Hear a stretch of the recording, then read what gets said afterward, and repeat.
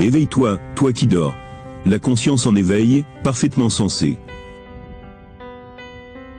Si vous ne craignez pas Dieu, alors méditez au moins sur la mort. Car c'en sera bien vite fait de nous, si nous ne considérons en quel état nous sommes. L'homme est aujourd'hui, et demain il a disparu. On le cherche, et on ne le trouve plus. Et quand il n'est plus sous les yeux, il passe bien vite de l'esprit. Oh, stupidité, et dureté du cœur humain. Qui ne pense qu'au présent, et ne prévoit pas l'avenir. Dans toutes nos pensées, et dans toutes nos actions, nous devrions être tels que nous serions, s'il nous fallait mourir aujourd'hui, dans quelques heures. Si nous avions une bonne conscience, nous craindrions peu la mort. Il vaudrait mieux abandonner le péché, que fuir la mort. Car le péché tue éternellement, éloigné loin de la face de Dieu. Mais la mort du corps n'est qu'un sommeil temporel. Si aujourd'hui, nous ne sommes pas prêts à revenir à Dieu, comment le serons-nous demain? Car demain est un jour incertain. Et que savons-nous, si nous aurions un lendemain? Car rien est moins sûr que l'instant présent. Aussi, n'y a-t-il que des futurs morts, parmi les vivants? Alors, vu que demain n'est qu'une hypothèse, nos projets devraient s'écrire, entre parenthèses. Que l'arrogance cesse donc dans nos attitudes, car nous n'avons qu'une certitude. Ce qui doit arriver n'est jamais lointain. Et pour des pécheurs, la mort est leur destin le plus certain. Que sert donc de vivre longtemps, puisque nous nous corrigeons si peu, ou pas du tout, et que nous aimons mieux la médiocrité humaine psychique, que l'excellence, et la sagesse de Dieu. Ah, une longue vie ne corrige pas toujours. Car souvent plutôt, elle augmente nos crimes. Les religieux comptent les années de leur religiosité, 10 ans. Ça fait 10 ans, 20 ans, etc. que je suis chrétien. Pourtant ils ne sont que peu changés, ou pas du tout. Et donc toutes leurs années de religiosité sont stériles. S'il est terrible de mourir aux yeux des hommes, mais il est encore bien plus dangereux de vivre aussi longtemps, sans jamais revenir à Dieu. Le pécheur qui mourra à 100 ans, sera maudit, dit Dieu. Heureux donc, celui qui est mort au péché, et vivant pour Dieu. Si vous avez déjà vu un homme mourir, dans votre famille, ou en dehors, songez que vous aussi, vous passerez par cette voie. Car le salaire du péché, c'est la mort éternelle, mais le don gratuit de Dieu, c'est la vie éternelle dans son Fils. Mourir dans la tombe, est encore rien, à côté de ce qui attend après la mort, les pécheurs non convertis, de leurs péchés. Le matin, pensez que vous n'atteindrez pas le soir. Le soir, n'osez pas vous promettre de voir le matin.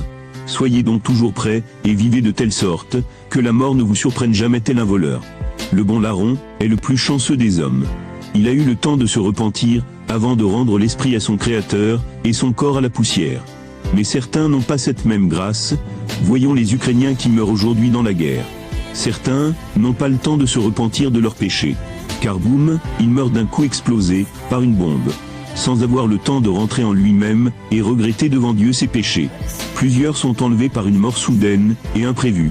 Dans un accident de voiture par exemple, et n'ont pas le temps de pleurer de regret, et ne sont pas permis de se lamenter. Selon qu'il est écrit, car le Fils de l'homme, viendra à l'heure qu'on n'y pense pas. Quand viendra cette dernière heure, vous commencerez à juger tout autrement, de votre vie passée. Et vous gémirez amèrement d'avoir été, si négligent, et si lâche pour votre salut.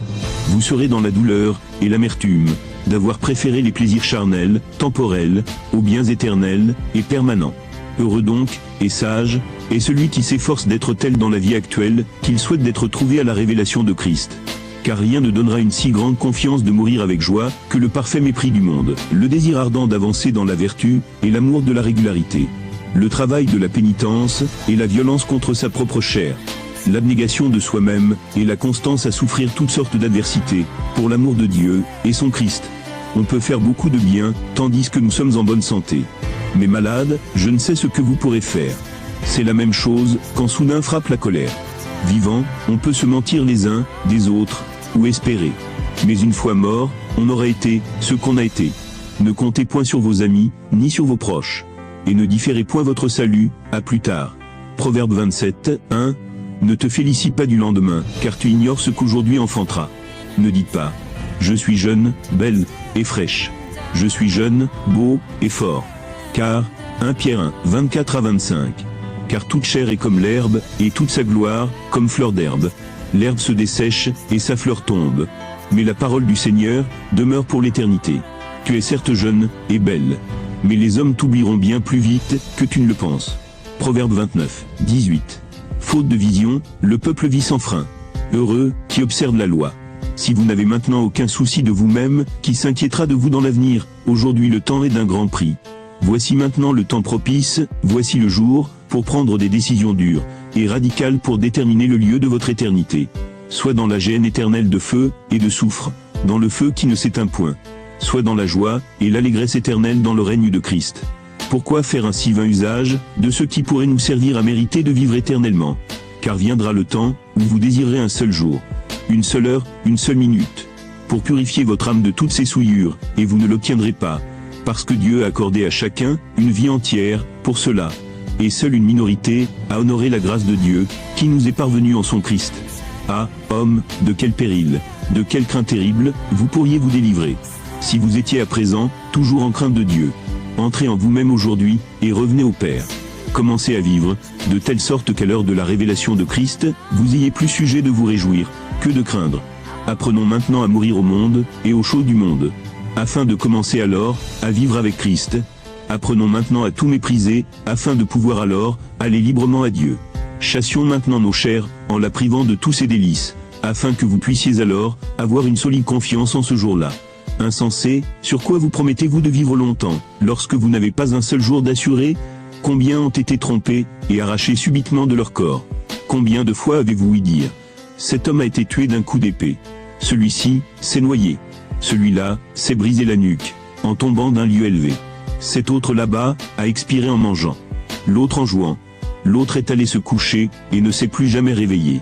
L'un a péri par le feu. Un autre par le fer. Un autre par la peste, un autre par la main des voleurs. Ceux-ci, ont péri par le vaccin Covid-19. Ces anciens ont été euthanasiés en EHPAD. Etc.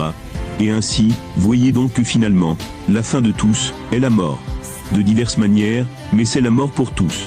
Certains d'une douce mort, d'autres d'une mort violente, et douloureuse. D'autres encore d'une mort silencieuse, sans douleur. Mais c'est la mort. Cependant, c'est l'après qui est important, et décisive. Et la vie des hommes passe, comme l'ombre. Elle ne dure pas, comme l'autre d'un jour.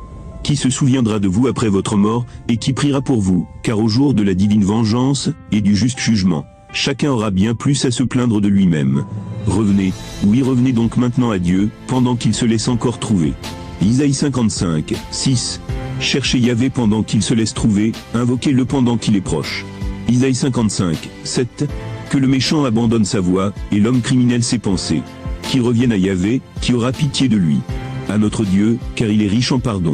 Car demain il se pourrait qu'il soit trop tard, car aujourd'hui même, il se fait déjà tard. Ne dis pas: aujourd'hui je vais coucher avec une toute dernière femme, et puis j'arrête l'adultère. Car tu pourrais mourir là, en plein adultère sans devoir pu te repentir. Car tout le monde n'a pas la même grâce, que le bon larron à la croix. Ne dis pas encore: je convoite juste cette toute dernière femme, et puis je me repens pour du vrai. Dieu comprendra que je ne suis qu'un homme. Eh bien, non. Isaïe 55, 8. Car vos pensées, ne sont pas mes pensées. Et mes voix, ne sont pas vos voix. Oracle de Yahvé. Car vous ne savez pas, quand la mort viendra frapper à votre porte. Ni ce qui suivra pour vous, après la mort. Tandis que vous en avez le temps aujourd'hui, amassez des richesses immortelles. Et abandonnez là, les richesses périssables. Car il est dangereux, mais très dangereux de courir après les richesses en cette vie, de peur d'hériter l'extrême pauvreté, dans l'éternité. Et toute la parole est d'accord là-dessus. Christ en a été l'extrême exemple d'indigence, et nous a même exhorté à l'être aussi. Car le serviteur n'est pas plus que son maître. Ni l'envoyé, plus que celui qui l'a envoyé. Il est très très dangereux, de courir après les richesses en cette vie. Car c'est des maux éternels, que tu t'amasses. Luc 16, 23. Dans l'Hadès, en proie à des tortures. Il lève les yeux, et voit de loin Abraham, et Lazare en son sein. Luc 16, 24. Alors il s'écria: Père Abraham, aie pitié de moi, et envoie Lazare, tremper dans l'eau le bout de son doigt, pour me rafraîchir la langue. Car je suis tourmenté, dans cette flamme. C'est là encore même la preuve, de l'existence de l'enfer véritable éternel. Luc 16, 25. Mais Abraham dit: Mon enfant, souviens-toi que tu as reçu tes biens pendant ta vie. Et Lazare pareillement ces mots. Mon enfant, souviens-toi que tu as reçu tes biens pendant ta vie. Et Lazare pareillement ces mots. Maintenant ici il est consolé, et toi, tu es tourmenté. Maintenant ici il est consolé, et toi, tu es tourmenté. Voyez le danger, de courir après les richesses périssables en cette vie, au mépris des richesses spirituelles impérissables, éternelles, et permanentes. Ne pensez donc maintenant qu'à votre salut. Ne vous occupez plus, que des choses de Dieu. Comme le pauvre Lazare, faites-vous maintenant ami d'Abraham par une sainte vie. Afin qu'arrivé au terme de cette vie, il vous reçoit dans les tabernacles éternels, en son sein. Luc 16, 22. Or il advint que le pauvre mourut, et fut emporté par les anges, dans le sein d'Abraham. Quelle escorte royale, pourtant un pauvre. Et ça, jamais ne sera la part des amoureux des richesses, et des amants du péché.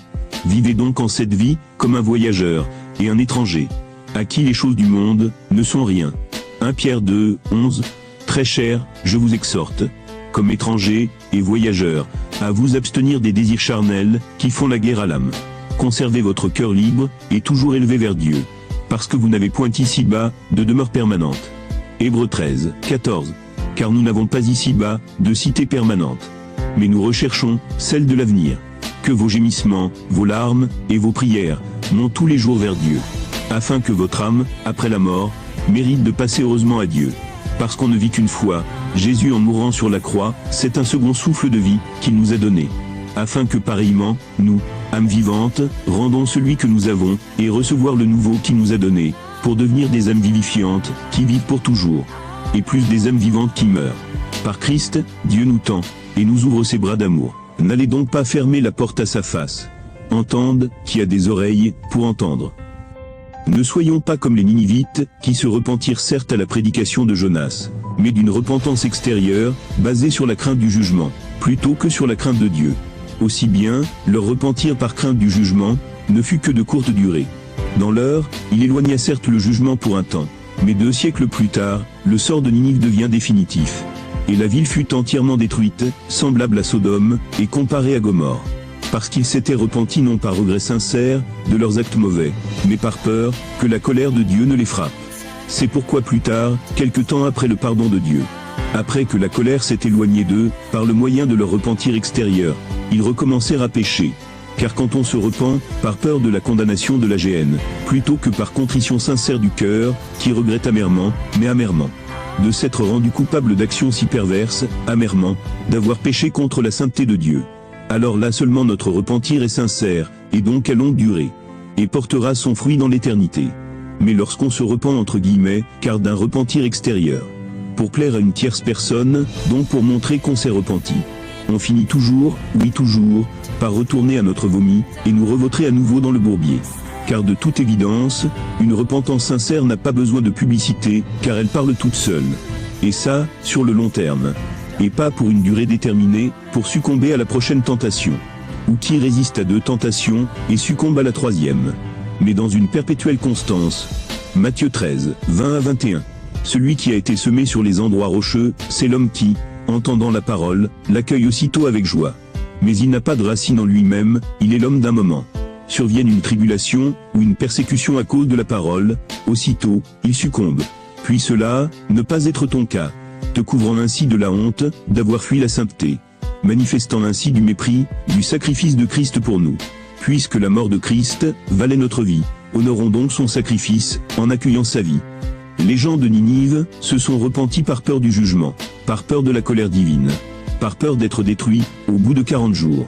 Mais pas du tout, par regret sincère de leur mauvaise conduite, et de l'iniquité que commettaient leurs mains. C'est pour ça, que leur repentance est ensuite conjuguée au passé. Et elle n'a été que très brève, juste pour un moment, pour un certain temps. Et toi, quel est le motif de ta supposée repentance? Lorsque tu étais venu pour la première fois à Christ, quel était le vrai motif derrière? Qu'avais-tu véritablement suivi? Qu'est-ce qui t'avait véritablement attiré? Est-ce par horreur de tes péchés, ou pour un but en dehors de Christ? C'est pour ça que plusieurs personnes, même après autant d'années de religiosité, de prétendu christianisme, ne sont que peu, ou pas du tout changés. Car leur but de base était déjà fondé, sur le sable. Ils avaient dès la base, bâti sur un fondement autre, que Christ. C'est pourquoi leur cœur demeure inchangé, inconverti, et incirconcis. Même après plusieurs années, de supposée vie chrétienne. Car quand on vient à Dieu, non par lassitude de notre vie de péché, ni par regret sincère de nos péchés, mais qu'on vient, parce qu'on est fatigué de travailler, ou parce qu'on veut aller vivre en nature, etc., ça n'engendre que ça. Car dès que le vrai but derrière ton changement de vie, n'est pas Dieu, tout en prétendant que c'est Dieu, eh bien, il en résultera que tu demeureras inchangé, inconverti, et incirconcis de cœur. Même après 30 ans, de prétendue vie chrétienne. Pourquoi donc veux-tu te repentir? Est-ce parce que tu es convaincu de péché? Est-ce parce que tu es convaincu de ta culpabilité, en fait de péché, en fait de justice, et en fait de jugement? Est-ce par regret sincère de ta mauvaise conduite, et de l'iniquité que commettent tes mains? Ou est-ce tout simplement par peur, d'être jeté dans la géhenne au dernier jour? Tout est là, approuvé par l'exemple biblique de Ninive. Mais si tu te repens, juste par peur de la condamnation de la géhenne, ta repentance ne sera que temporaire, pour un moment. Juste le temps que la colère passe, à l'exemple des gens de Ninive. Car si les jours se prolongent avant la révélation de Christ, alors tu recommenceras à pécher. Et Ninive en est la preuve. À toi de voir. Hébreux 3, 15. Aujourd'hui, si vous entendez sa voix, n'endurcissez pas vos cœurs.